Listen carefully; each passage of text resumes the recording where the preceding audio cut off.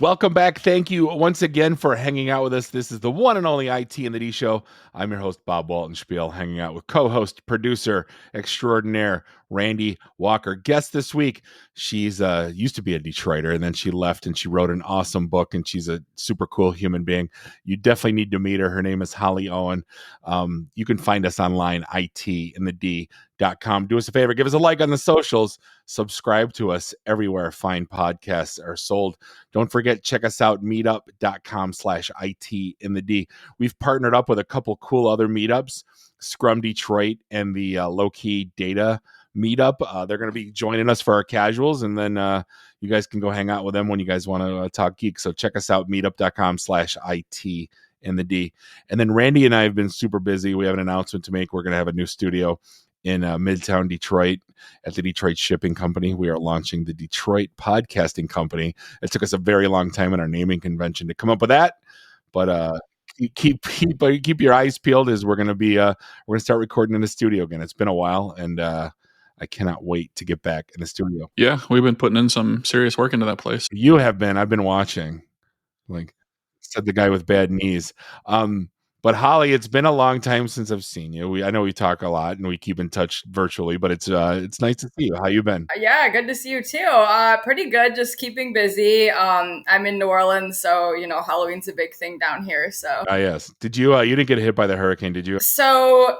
What was the last one? Not Ida. What was the last one called? Not Helene. We didn't get hit by Helene. That went to Tennessee and North Carolina, right? And I think part of Florida. But the one right before that, we got hit. But I didn't even lose power. So yeah, not terrible year. But a light storm at that point when you don't lose, you lose power. So you are former Detroit, Wayne State, lived in the Ferndales, and then you decide to leave all of us and go to New Orleans. What was were you just following work? Were you excited about new stuff? What made you leave this amazing city of Detroit for an awful city like New Orleans? I'm kidding. So back then I left Detroit for Boston, and I was in Boston for about 5 years, and then headed down to New Orleans after having gone there for vacation for 5 days. I went on vacation in New Orleans in 2013, and absolutely loved it, and definitely wanted to, go back for vacation. And I ended up moving there 3 years later in 2016. So you're not the only one. I know there's a couple bartender friends of mine that moved down there. There's a couple other people I know that have moved down there. It's I guess once you go down there, it's kind of and I haven't been yet. It's kind of one of my bucket lists I need to go see. So you need to make me a list of where to go. Yeah. All right. So now you are in New Orleans and you're a designer. That was always your thing. How drastic did you have to change how you thought about because the art and obviously the I don't want to say aesthetic. I'm so uncultured when it comes to art. That's why we have you on to teach me. Yeah. How drastic did you have to change to fit into the interior design, your design work, and how you looked at art when you went down to New Orleans? So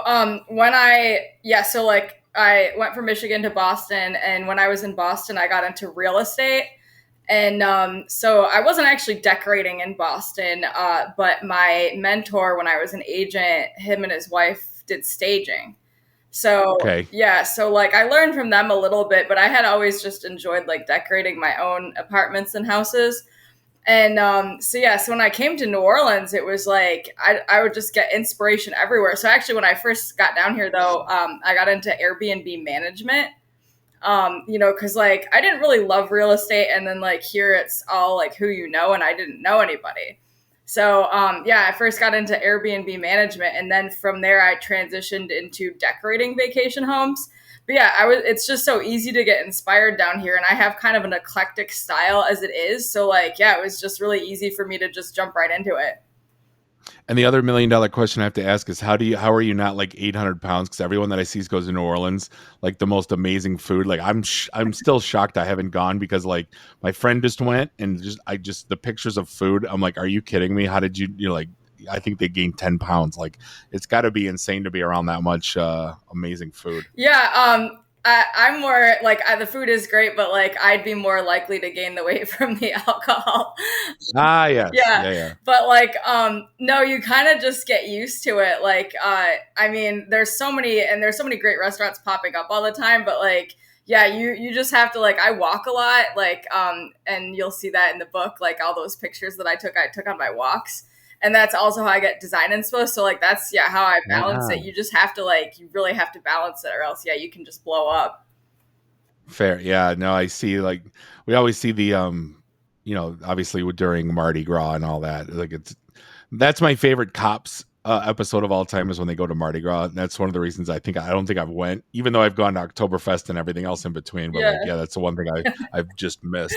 Okay. Um, so doing design, like I don't want to say I'm jealous, but I am, because every one of us, the reason why I wanted you on the show is because all of us at one point wanted to be an author. And we've all thought of the ultimate book. And I remember I had a title for mine and I wrote an outline and then it just fizzled. And then I started writing the blogs for like IT and the D. And I'm like, oh my God, we should make this into a book. And it fizzled.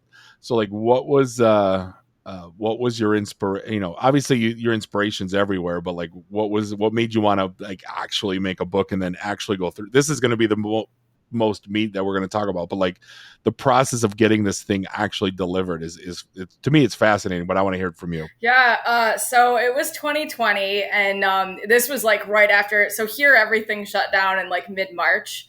Actually, it was one of my friend's birthday party weekends, and everything pretty much shut down. Like you could see the writing on the wall that weekend, the weekend of the 16th, and everything shut down right after that. So I went from being really busy, like I was in a Mardi Gras crew, and I was busy decorating Airbnbs and like just had all these things going on. So like a lot of people, I went from just having so much going on to having like nothing going on. And so then I also around the same time happened to be seeing this guy, and that imploded right around the same time everything shut down. So it's like I went from I basically had nothing anymore. It's like I didn't have any work, and I was no longer seeing this guy, and like had really nothing to do. And so then I started to look at like why do I get into relationships with this type of person? I started to really do a deep dive into it to answer that question. And then, I had run it by a couple of my single friends, and I'm like, yeah, I'm going to just like, start trying to figure this out. And I started putting some quotes together, and they were interested in what I had to say. And I wish I could remember like what I saw, but I was out on the walk because again, there was really not much to do. And, but there, I could walk all over the place. So I was out on a walk one day, and I saw something. It could have even just been a stop sign, but like there's something that just like kicked off this idea to take the quotes and like life lessons I was writing and line them up with pictures that I was taking. Okay. Yeah. So I'm looking. I don't want to say this is like very like a Detroit book, but like almost like you took like, and they're like picture, like it's very difficult to see art when you're not looking for it. And like this is like a stop sign laying on the ground, and and basically your quote is, if you're the only one carrying all the conversations and making all the plans, then it's a stop. Yep. And like seeing that, like to me, I would just see like there's a stop sign on the ground, and here you are seeing inspiration from it. Like walk me through that process. Like, why would you even stop and take a picture of a stop sign on the ground? Like to me, that again, that's fascinating. Yeah. Well, so one of my like walking has always been one of my hobbies. Like when I lived in Ferndale, like I loved walking around Pleasant Ridge, like all the neighborhoods over there, and Huntington Woods and stuff. But like, so yeah, I've always enjoyed walking, and like I love taking pictures of like architecture and street art and streetscapes and just whatever. And I think I just had to have been thinking about relationships and these quotes and such. And the stop sign on the ground just spoke to me for some reason. I really think that's what kicked it off, was that stop sign. And that's really all I can say, is that I'm always like, I'm a creative person, so everything's inspiring. Like, some days I'll go on a walk and take like 20 pictures, other days I'll take like 2. So it's like kind of where my head's at, whatever. But at this point I was just like really into this project, and I was like, there's a lot of like self-help books, like, I hate to call it dating advice, but like relationship advice books. Yeah. But none of them actually have ever like meshed pictures with the quotes. And I just thought that was such a cool concept because you're taking these difficult, like some of the subject matter is difficult. It talks about trauma and abuse and just, shitty relationships. So I was just like, I think it's such an interesting dichotomy to take these pictures that kind of add a little lightness and almost like a dark humor to some of the quotes.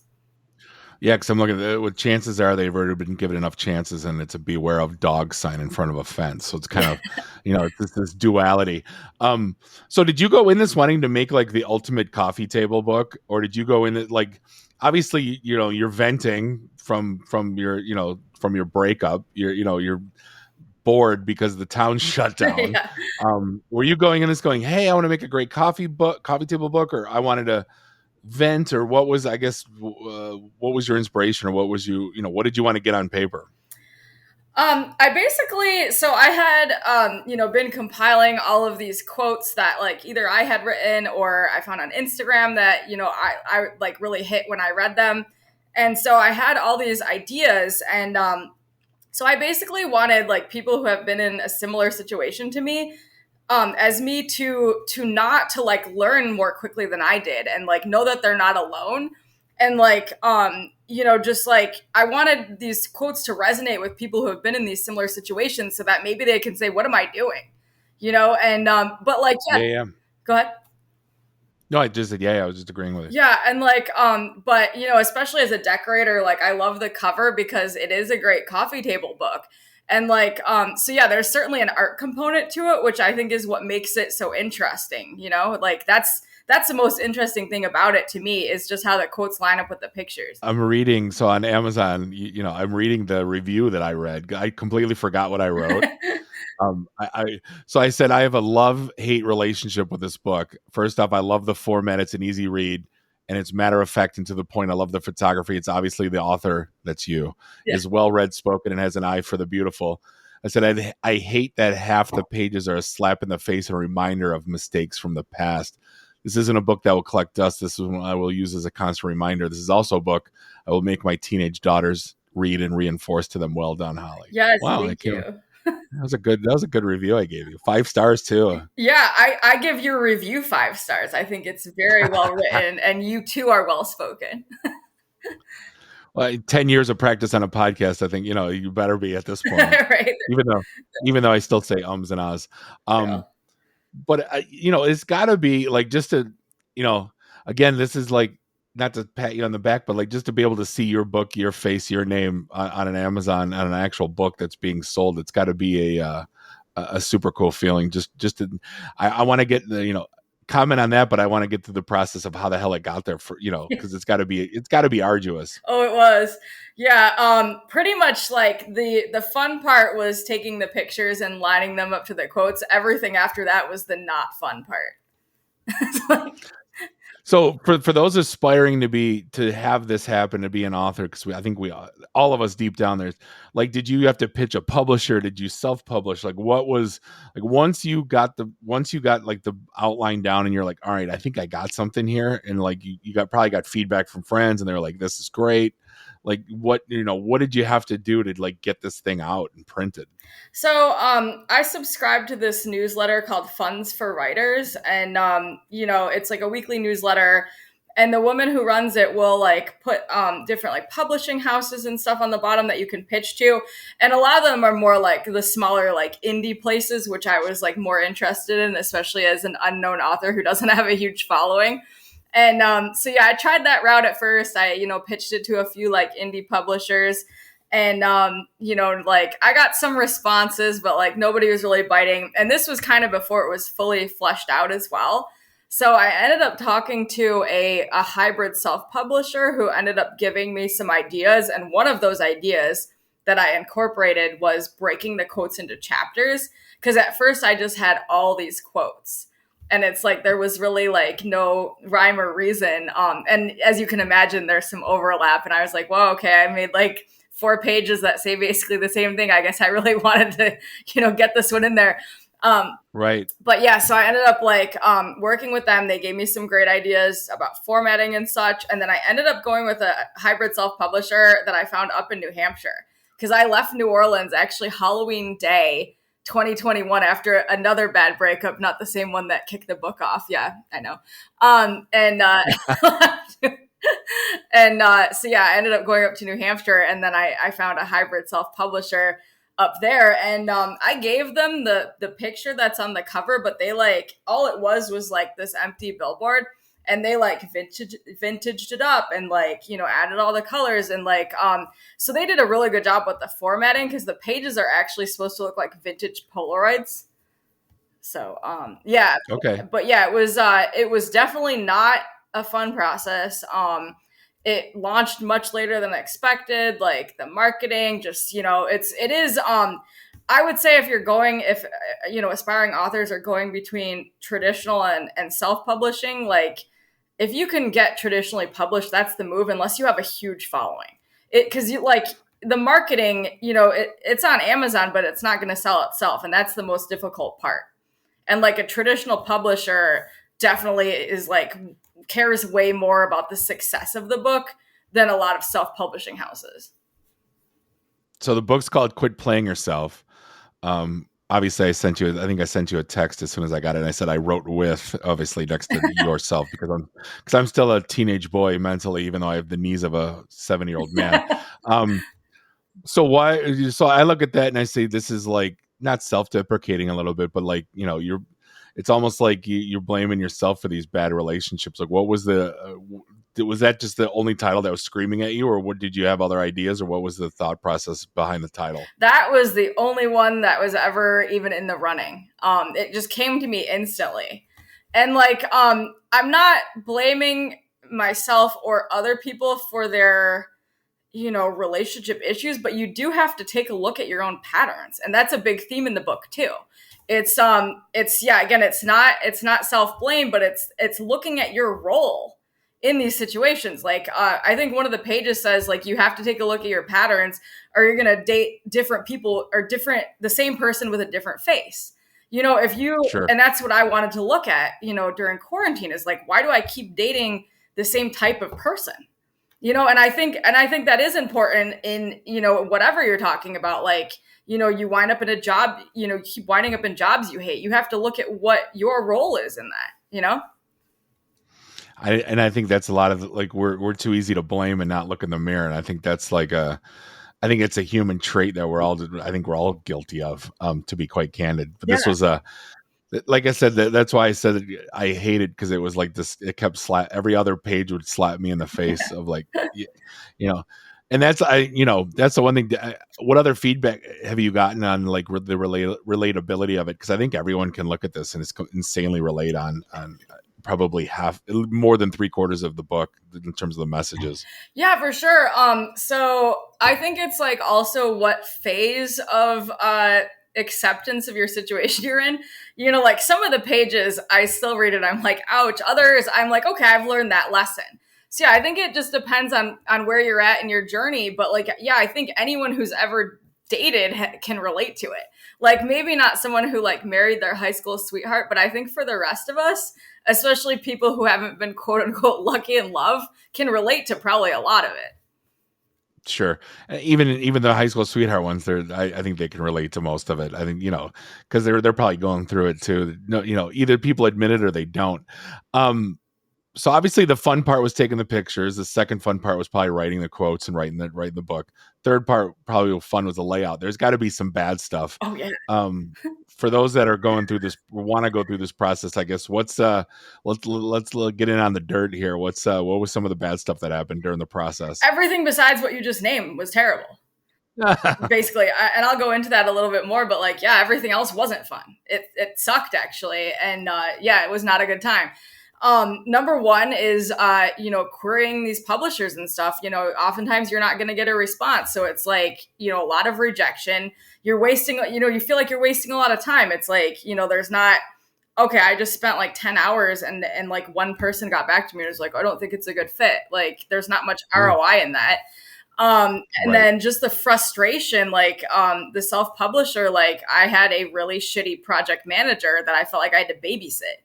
So like that whole thing was a nightmare. It didn't launch when it was supposed to. Just having to deal with incompetent people. And then also once So wait, they don't have like a vested interest in like you being. You would think that they would put on their A team to like make sure that you put out a great product. Otherwise, why would they put the effort out? No. I mean, they get you get what you pay for. Like I will say, the owner of the publishing company definitely ended up stepping up, but the project manager I had was awful. And Okay. yeah, but like basically you pay X amount and you get just that. So it's like they're not like a traditional publisher is really vested in the marketing and such to make sure that the book succeeds. Where it's kind of, yeah, it's like I paid for this particular X amount of marketing dollars, this email blast, and that's all you get. You know what I mean? It's like you pay for that, that's what you get, and there's no like beyond that unless you want to pay more. You're on your own. Got it. Yeah. Because I know, like, I think like Forbes Books reached out to me because I have like hundreds and hundreds and hundreds of blogs, and I always said it would make a lousy book, but it's a great blog. And then he said, "Oh no, we'll put it together." I'm like, it's gonna look like it's gonna look garbage. But so that was what I was wanted to do because that was me writing over 15 years on all the idiot people that I met at networking events, and I would always write about them. So I always thought it was called "Don't Be That Guy." So that was my kind of what I wanted to was if you're one of those people, it's kind of you've seen the movie PCU, right? It's don't wear the shirt of the band that you're going to go see. Don't be that guy. Yeah, I get So that. that was my inspiration. Yeah. So, but I mean, in terms of, so now the book's published, do you got to make a run? Like I'm going to print 100 copies and hope they sell. Like what did you have to like bank on yourself in terms of like, how many books you're going to print off? Cause it can't be, it's got to be in numbers, right? The more you print, the cheaper it gets. So like, but you don't want to sit with a storage unit full of books. So like, Yeah. what was that like? So I'll usually hire them in increments, like because it is a more expensive book because it's pricey to print because of the it's a coffee table book and full color and all that. Yeah. So I'll usually like order them in increments of like 10 to 20, but it's print on demand. So like, I don't have a bunch. I'm actually pretty low inventory right now, but like, I just kind of order that amount and then I go, around to the different bookstores and boutiques and such, or like I'll sell them myself. But yeah, it's print on demand. Got it. And you're on Kindle too, but like it's got to take, the whole point is to have the thing on your coffee table, right? Oh yeah. So. The Kindle version, that was really just for the marketing of it. That's definitely not how I would recommend consuming it, but like, if that's how somebody wants to buy it, that's cool too. You did make the bestsellers rank in graffiti and street art, which is it's actually fitting. Yeah. I would have thought for it, so it doesn't fall into like the whole dating advice thing. Did you try to push it into that category? That's what's interesting about it too, and it's kind of tricky for classification purposes. But yeah, it's it does focus. It's a a hybrid interpersonal relationship and art coffee table book. So it's like some of it's architecture, some of it is street art and streetscapes. Most of the pictures were taken in New Orleans, but there's a couple in there from New York and Galveston as well. Okay. Yeah. Okay. I like it. So you got the author bug now, and I'm sneaking ahead into your website, and there's a coming soon book about a dramatic late coming of age novel. Set in Louisiana and Texas. What's going on in that world? Right now, not much. Coming soon is a bit a bit aggressive because I don't know how soon it's coming. I think I'm on like chapter 6, but like I haven't been writing it recently. But if I do end up publishing it, it is going to be interesting. So is it fake or is it based on like inspired by true events? I got a feeling it's that one, but you tell me. I mean, it's, I think a lot of fiction is inspired by true events, especially like the first book you write. So yeah, that's a mix. Okay, that's fair. Yeah. So do you have any aspirations like taking this any farther than books? Do you do like filmmaking, short films? Because meeting people that are all, a couple people in the comic book industry, they all have these aspirations of either short films or getting their stuff on the big screen. Any other aspirations and like getting into film, or you just like the book side?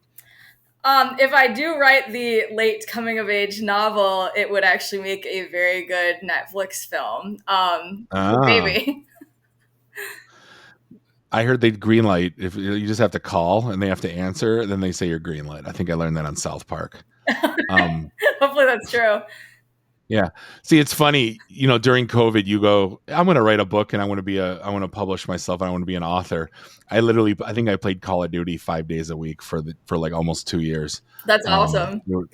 It was the best of times. It was the worst of times. It was, it was with two of my buddies I grew up with, and like we got zero accomplished. But I wouldn't like those are, I don't know why, but I look back fondly, even though everyone else was shut down completely and hating life. I was like, I get to kill random strangers and then yell at them. It's amazing. My inner 13-year-old. Yeah. I think everyone kind of handled it differently, and you had a good time with it. Like, yeah, I think this helped me keep my sanity, especially after like everything just blew up at the same time. But like, yeah, some people handled it well, others didn't so much. Like some people, learn new hobbies, other people just slept. Like, yeah, it was just such a strange time to be alive and a collective trauma that I think any way you handled it worked. So I joke with myself that I literally probably could have learned French in the time that I spent killing random strangers on a big screen TV and a lazy boy, which is so not the way to play. So I was getting mocked. Plus, I'm a grown man, and I was yelling at little kids, and I'm like, I gotta stop. I gotta turn my microphone off. No judgment. None take. Yeah, exactly. In this world, yeah, exactly. These days. So what are you watching these days? I know you're always into the latest binge series. What's on the docket these days? So I was just trying to think what series I just finished. Have you guys ever heard of a show called The Lost Kitchen? I have not. Okay, so there's this little restaurant up in Maine, and I think it's Freeport, Maine, but it's like way, way up there. And there's this woman named Erin French, and she is a self-taught chef. And when I left New Orleans to head up to Maine / New Hampshire, I was really into The Lost Kitchen because Freedom, I think I said Freeport. Anyway, it's called Freedom, Maine. So I was really into this show called The Lost Kitchen, and it's just this like adorable, quaint restaurant. So then recently she launched another series, and it's called Getting Lost with Erin French. And I just finished that up. And what's hilarious is, again, when I was moving to Maine, this was like my inspiration to head up to Maine. So where's the first stop on their journey and their airstream across the U.S.? New Orleans. So, wow. Yeah, I thought that was pretty funny. But yeah, and another thing I did a lot of when I was up in New Hampshire is drank peanut butter whiskey and watched Anthony Bourdain. So I celebrated watching Getting Lost with Erin French by reviving my peanut butter whiskey habit. And so that was fun. And then I just watched the Amy Winehouse movie called Back to Black. And it was interesting. I mean, I have some thoughts on what they focused on, but it was really interesting. And then I kind of went. Congratulations to Amy for 13 years sober now. Randy. Randy. Too soon? Randy. Too soon? Yes. So yeah. I was thinking it. Randy said it. You too. So then I kind of went down a Curse of the 27 rabbit hole, and I started watching the 90s Doors movie starring Val Kilmer. I didn't make it very far because I think it was like kind of late at that point. But yes, that's what I've been watching. And what about anyone else? I got to talk about the Doors real quick because like it's funny how some of these movies they're done so well that they supersede the actual band. Like I'm more of a fan of the movie, even though I love the Doors music. But like you look at I Walk the Line, the Johnny Cash story, and then Jamie Foxx did Ray Charles. Like to me, they almost supersede. Like they were so good. I feel like they're almost better. You can't be better than Johnny Cash, but they're like the portrayal of because we didn't see them on TV or anything. None of those acts, but like I thought those movies were absolutely fantastic. I can't watch them enough. Yeah, I don't think I saw the Johnny Cash one. I'm pretty sure I saw the Ray Charles one, but yeah, I don't know. They're the same movie. It's bizarre. Those two movies they lost he lost his brother when he was like 5 or 6. The dad was a dick. Oh, Like it's super bizarre. They're identical. They both got strung out on drugs. yeah. Pretty crazy. I'm mad at the released on Sunday shows. There's like 3 of them now I have to watch, which is my buddy was in Tulsa King, so I watched it. Then I actually liked it. The Sylvester Stallone Mafia Tulsa, Oklahoma movie or series or whatever. Season 2 just popped, and then the Penguin is brilliant. I can't get enough of that, so I got to watch tonight after this podcast. I got to watch yesterday's All right. Penguin. I saw an ad for the yeah. I've been seeing ads for the Penguin. What is that about? So it's the perfect portrayal of what the Penguin should have been. He's not some weird Danny DeVito sewer guy going, wah, wah, wah, and he's like an actual mafia kingpin. Colin Farrell should win every award known to man from Hollywood for how he's with the makeup, and he's got like the Forrest Gump thing. That's why he's got the weird walk, but he's like actually like mob boss, and it's such a perfect portrayal of what the Penguin should have been in the old Batman movies. So the Penguin dude, because I saw like a big guy and a woman in the ads. That guy is Colin Farrell. Yes, what? Yeah, that's the makeup. He's No like, way. go on YouTube and look up like how he puts the makeup on. It's crazy. Oh. Like, wouldn't it have been easier just to hire a fat dude? And I'm like, apparently not. Okay, I had no. I mean, again, I've seen the ads a few times and just had no clue that was him. It's got I don't know if they're gonna ever show Batman in it or anything, but it's like it coincides. Like Arkham Asylum is the one mob boss's daughter is in the so there's they kind of, but it's got nothing to do with Batman for the most part. But it's really it's I think it's fantastic. Cool. But it's easy to please me, just like something blinking lights and like swear a couple times and I'm like, yeah, it's so good. I'm so starved for content. I think COVID ruined all of us because we binge watch so much crap. Oh yeah. They're like, you could find like anything right now. The stuff people are binging. It's and I can't cancel anything. I'm spending like $500 a month on freaking between Comcast and all the stupid I finally gave into Paramount Plus and I don't watch anything on it. But yeah, Apple TV. That's where you get Tulsa King. It's Paramount. I do. I know. I still have. That's the only thing I watch on. I haven't watched it like a year, and now I finally used it. But what was good was Wolves on Apple TV with Clooney and Pitt. Way better than I thought it was going to be. I thought it was just going to be some crappy written. Put 2 stars in it, and it's going to be great. But no, it was fantastic. Okay. Do you've seen Pulp Fiction, right? Yeah. When they call Harvey Keitel and he's the wolf. Apparently, I didn't know a professional murder cleaner was the wolf. So like these 2 guys are like murder cleaners, and they get booked on the same. It's a great movie. I thought it was great. All right, that's cool. Again, easy to please. Yeah. So I was gonna say one more thing, and then I'll shut up for a minute. Did you watch The Bear? Oh, I love The Bear. Yes. Hulu? So they're doing a pop up in Detroit. Is it Matty Matheson or whatever his name is? He's doing a pop up making Italian beefs and eggplant parm sandwiches. Nice. I forget. I don't know where exactly, but I will find it. If you make a good sandwich in this town, I'm finding you. Yes. Isn't it Standby? Is that where it's at? The Belt? Oh yeah, it is in It is in the Belt. Yeah. So when are you coming back up to Detroit, Holly? I don't know. Yeah, I don't have any plans at the moment, but who knows? It sounded like never. You never know. I mean, I don't know what's gonna happen at the end of the week or 2 weeks from now or next month. Actually, I like the way that that's a good idea. I have way too much itinerary going on. But I am going to make a stop. I need to go to the Punk Rock Museum in Vegas and have the Pringles drink, because they dump out of Pringles and then they fill a drink up in the Pringles can, and then you eat the Pringles and then you have the drink in the can. I think it's awesome. Okay. I just got to make sure a good band's playing, and then I have to go to back to Philly and have cheesesteaks. My pictures just came up from 2 years ago where we dive bar hopped and ate all the food. That sounds fun. Yeah, that's the random. This is an idea I'm tipping my head on how to vacation properly. You pick a random city. I don't care if it's Boise, Idaho, or Tulsa, Oklahoma, or New Orleans. You search up dive bars on Google, and then you sort by lowest rating, and then you start there, and you say, where do I go next? And you just go on this never-ending journey of finding these amazing shithole dive bars and great people Yes. and fun stories. And we did that in Cleveland, and there was places I would have never walked into that are like forever etched in my brain. Nice.